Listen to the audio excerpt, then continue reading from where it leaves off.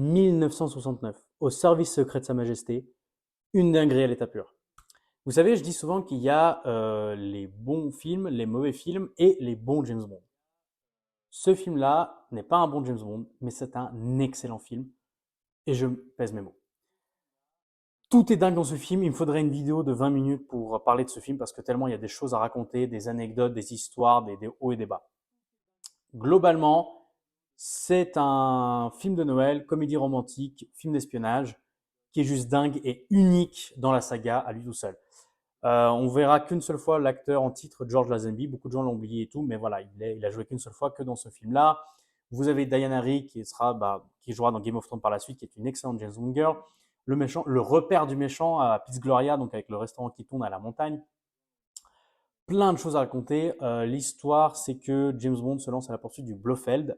Donc il enquête sur où est-ce qu'il se cache et tout, parce que suite aux événements du premier film.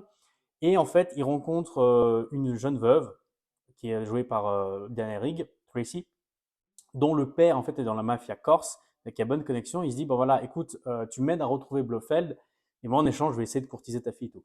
Sauf que il tombe amoureux de la fille pendant qu'il est en mission et tout, et vous avez toute une histoire d'amour qui se crée. En même temps, il doit retrouver Blofeld. Le film est super bien, le film est iconique. On peut parler beaucoup trop longtemps sur George Lazenby et son jeu d'acteur qui est vraiment très questionnable, mais pour le reste, tous les acteurs qui naviguent autour de George Lazenby sont juste exceptionnels. Vraiment, le film est incroyable. Le scénario du film est super bien. La musique du film est une dinguerie. C'est la dernière fois que Louis Armstrong a composé, donc We Have All the Time in the World, ça vient de ce film-là, et c'était sa dernière composition, qui est juste dingue, t'as des larmes aux yeux.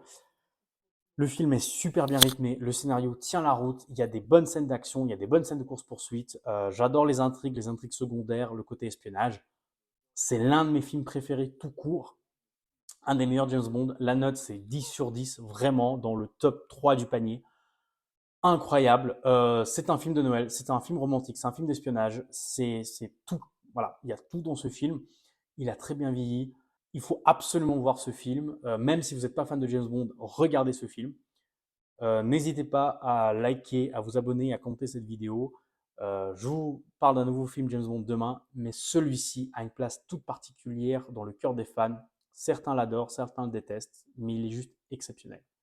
Allez, ciao et à demain.